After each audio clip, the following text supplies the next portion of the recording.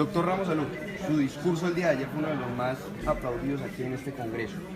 Háganos un resumen, un breve brief acerca de lo que usted presentó ayer de la situación. Bueno, la intervención que tuve ayer, limitada por cierto a 14, 15 minutos, para no abusar del tiempo de los compañeros asistentes al Congreso, fue un resumen, una síntesis muy apretada, yo diría que demasiado apretada, demasiado comprimida, de esa realidad trágica que tenemos en Venezuela. Para los compañeros integrantes del Internacional no es una sorpresa porque desde hace muchísimos años, y al principio no se nos creía mucho, veníamos denunciando la situación venezolana en materia económica, en materia social, en materia política, la persecución, la negación al funcionamiento autónomo de los poderes, la compresión contra los partidos políticos, los problemas de libertad de expresión y una enorme cantidad de etcétera que con el tiempo se han venido más bien a agravar todos. Porque si en el tiempo hubiéramos visto que de Chávez a Maduro se hubiese producido alguna mitigación, siquiera alguna estabilización de los problemas graves que estamos padeciendo, bueno, muy bien, uno diría que posiblemente el futuro nos diera alguna esperanza de mejorar, pero no, es que día que pasa se agravan más las cosas, sobre todo los problemas económicos y sociales, más allá de los políticos que son también muy graves. Y eso se ha traducido, por ejemplo, en una crisis humanitaria que el gobierno no quiere reconocer. El gobierno prefiere que los venezolanos se mueran de hambre a admitir que existe crisis humanitaria, porque admitir que existe crisis humanitaria presiona tener que recibir ayuda internacional y el gobierno no quiere admitir eso. Incluso la última vez, frente a la eventual donación de alimentos de algunos países del mundo, el gobierno dijo que no aceptaba como donación, sino que aceptaría esto eventualmente como préstamo. Y eso no es una sutileza, porque si se trataba de un préstamo, era no admitir que existía la crisis humanitaria. En cambio, aceptar la donación pura y simple era admitir que la crisis existía. Pero en los hechos, de verdad que hay crisis humanitaria. Todos los medios de comunicación, sobre todo los internacionales que no están sometidos a censura y que logran superar las barreras que coloca el propio gobierno para que lo que pasa en Venezuela no se conozca en el exterior. Los medios internacionales, los colombianos, para citar algunos que han sido muy diligentes y muy activos en difundir la tragedia, el caos que hay en Venezuela, transmiten diariamente a la gente comiendo en los basureros. No se trata de esa gente en situación de calle o de los tradicionales indigentes, no. Es que cada día un mayor número de venezolanos, sobre todo gente joven, abre los basureros, los sitios donde se acumulan desperdicios, a ver si consigue algo para ingerir, para comer. Es un espectáculo que avergüenza a Venezuela y que da la vuelta al mundo. Todos los días la gente haciendo colas en todos los expendios de alimentos durante horas y horas para ver si en el curso del día logran acceder al supermercado para comprar algún artículo de primera necesidad y después para saber si puede pagar. A esto se agrega el colapso de los servicios de electricidad, en los servicios de agua potable. La inseguridad en Venezuela es terrible. Somos el segundo país más violento del mundo. Ayer señalé en mi intervención que aproximadamente 30.000 venezolanos, cifras extraoficiales porque el gobierno no informa al respecto, aproximadamente 3.000 venezolanos el año pasado fueron asesinados por el AMPA y de esos asesinatos ni siquiera el 2% se ha procesado en los tribunales, que como sabemos, el sistema de justicia en Venezuela es algo absolutamente pavoroso al servicio del gobierno. Bueno, entonces este cuadro, sanidad, salud, educación, alimentación, vialidad, electricidad, agua, producción nacional, seguridad, todo está colapsado y eso responde no a un infortunio económico sobrevenido, sino a la implementación de un esquema político que es también económico y social que nos ha traído a esta ruina. Se dice fácil, pero miren, fíjense, este gobierno chavo-madurista en 17 años, y somos un país de 32 millones de habitantes, ha manejado, o mejor dicho, despilfarrado o robado 998.000 millones de dólares de ingresos petroleros, más 160.000 millones de dólares de deuda externa contraída a escondidas, más la totalidad de la masa de impuestos que han pagado los venezolanos, sobre todo el IVA, más que el impuesto sobre la renta en 18 años. Bueno, esta enorme masa monetaria, ¿en qué se ha traducido? En este caos, que es económico, que es social y que es social. Eso fue más o menos el resumen, una síntesis muy apretada de mi intervención ayer. en el Congreso. Doctor Ramos, el embajador de Venezuela aquí en Colombia ha dicho que trata muy bien a los ciudadanos en la frontera, que le han regalado 280.000 casas a los colombianos que viven en Venezuela. Bueno, mire, usted sabe que el gobierno venezolano no se le puede creer porque además de que son bandidos vinculados con el narcotráfico y con la corrupción, señalados internacionalmente como parias, como bandoleros, como delincuentes, que esos son. Pregúntenle directamente a la gente de la frontera, pregúntenle a la gente, a los colombianos que en algún momento han vivido en territorio venezolano o al revés, a los muchos venezolanos que hoy día viven en Colombia.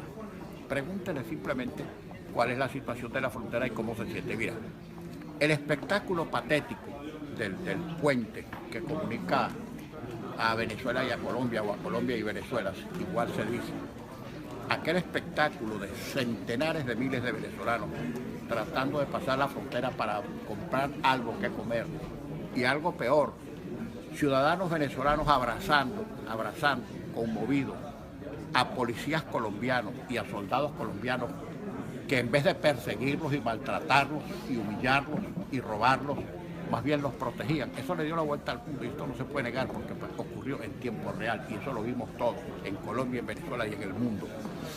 Entonces, bueno, Maduro es un gran delincuente, no tengo la menor duda, pero además de los peores delincuentes, no solamente por haber protegido e incluso eventualmente incurrido en delitos que tienen que ver con narcotráfico y con corrupción, sino por el enorme daño que le ha hecho a todo un país en materia de derechos humanos. Es la comida, es la medicina, es la seguridad, es la libertad de expresión, es la libertad de la disidencia política que no se resigna a padecer bajo este régimen de truanes, de ladrones, de bribones, de narcocorruptos. A eso no nos resignamos los venezolanos y ese es el día a día de nuestra lucha. Que tenemos que luchar contra este gobierno de bandidos. Más temprano que tarde todos van a ser sometidos a la administración de Urquía. Y yo me permito vaticinar aquí decir que Nicolás Maduro va a terminar sus días preso por corrupción y por haber sido un mal gobernador. Diputado, otro tema del que quiero hablar. Aquí se ha dicho, se ha apoyado el proceso de paz en Colombia, se ha dicho que Colombia es un ejemplo, pero tenemos un problema. En lo corrido del 2017 han asesinado aproximadamente 26 líderes sociales. El gobierno está estableciendo una especie de comisión de seguridad y garantías. Pero usted, además de eso, ¿qué cree que debería hacer el gobierno para prevenir? El proceso que han llevado adelante los colombianos después de esta dolorosa experiencia de más de 50 años de guerra interna, deben manejarlo los colombianos y los extranjeros. Debemos ser muy cuidadosos antes de opinar. Uno escucha la tendencia del presidente Santos y uno encuentra mucho de razón. Uno escucha también la opinión de quienes se han opuesto no a la paz y al proceso en sí, sino a algunos matices por parte, por ejemplo, del presidente Uribe y sus partidarios, y también consigo mucho de razón. Sí nos pareció una altísima exhibición de civismo, ojalá la tuviéramos en Venezuela, que apenas el gobierno, digamos así, perdió por muy poco, pero perdió el referéndum y allí opinó libremente a los colombianos. Lo primero que hizo el presidente Santos fue llamar al presidente Uribe y a quienes se habían opuesto con sus razones a la forma como se había planteado el proceso. Y seguramente cuando estos dos eminentes ciudadanos colombianos, políticos de mucha experiencia y de mucho arraigo, se sienten a discutir los detalles y las particularidades para concluir un proceso que sea bueno para Colombia, las cosas se van a resolver bien, pero eso es una gran muestra de civilidad. Ahora yo recomendaría que no hagamos como ha hecho siempre el gobierno venezolano de Chávez para acá, que fueron unos grandes entrometidos internacionales, metieron el hocico, y cuando digo el hocico digo la trompa, para referirme a la parte protuberante de los animales. Ellos metían el hocico en toda América Latina. Y además trataron de financiar y de comprar y de hacerse de un liderazgo que se desplomó apenas se acabaron los reales. Mira, Chávez fue una gran estafa, pero no una estafa nacional, fue una estafa internacional. Generó problemas en Colombia, en Centroamérica, en Sudamérica, generó problemas en todo el mundo. Bueno, yo creo que Dios fue demasiado bien con él porque lo mató antes de que terminara donde ha debido terminar, que es en una cárcel, porque Chávez era un gran delincuente, un bandido, un antivenezolano, militarista, enemigo de los derechos humanos, enemigo de los derechos de la gente y además un gran demagogo.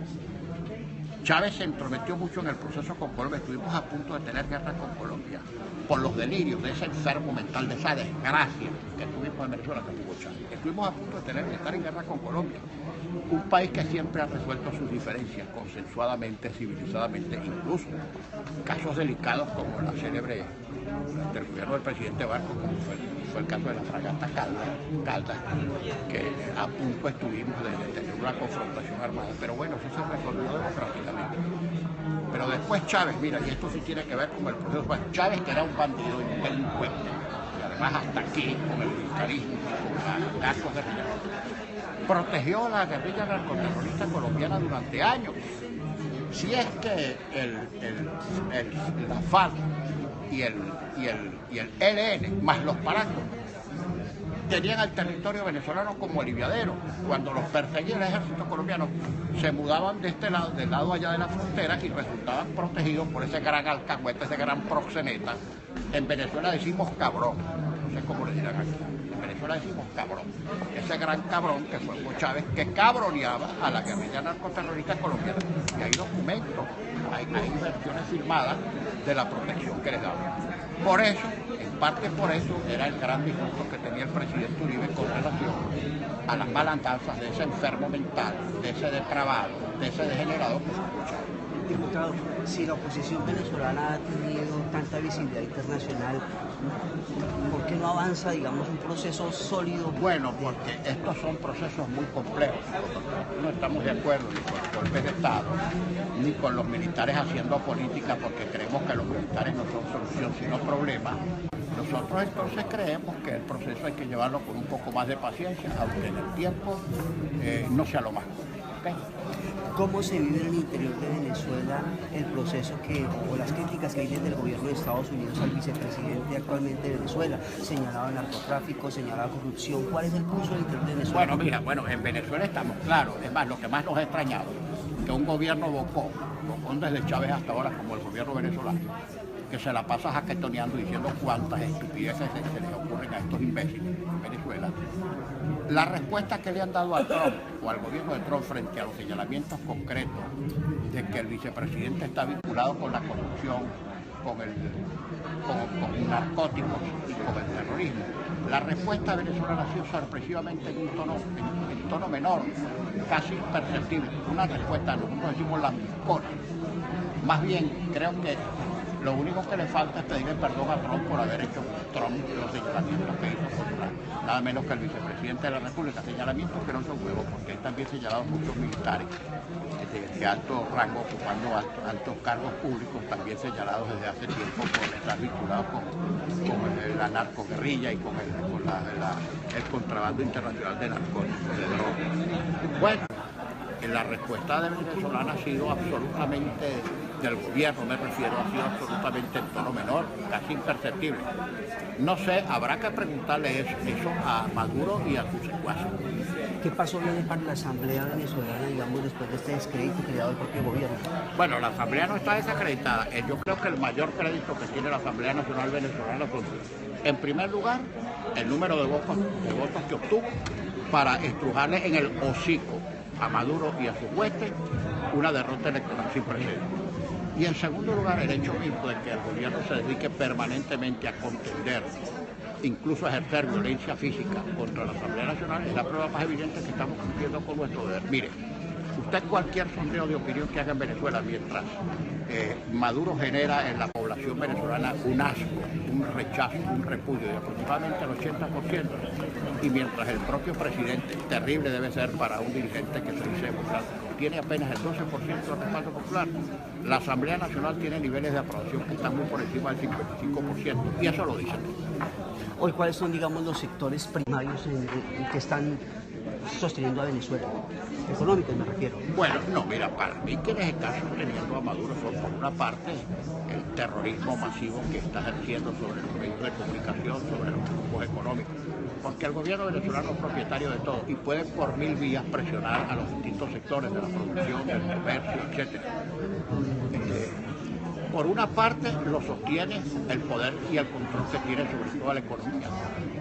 Por otra parte lo sostiene sin duda alguna las decisiones del alto mando militar, que, como bien dijo Julio Borges, han decidido ser no custodios de la Constitución, sino guardaespaldas de Nicolás Maduro.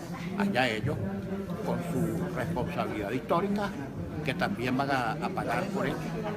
Y no sostienen las decisiones del Tribunal Supremo de Justicia, que convierte en legal o en constitucional todas las violaciones que hace Maduro de la Constitución, y a su vez también declara inconstitucional ese tribunal todas las cosas que hace el Poder Legislativo absolutamente enmarcado dentro de la Constitución.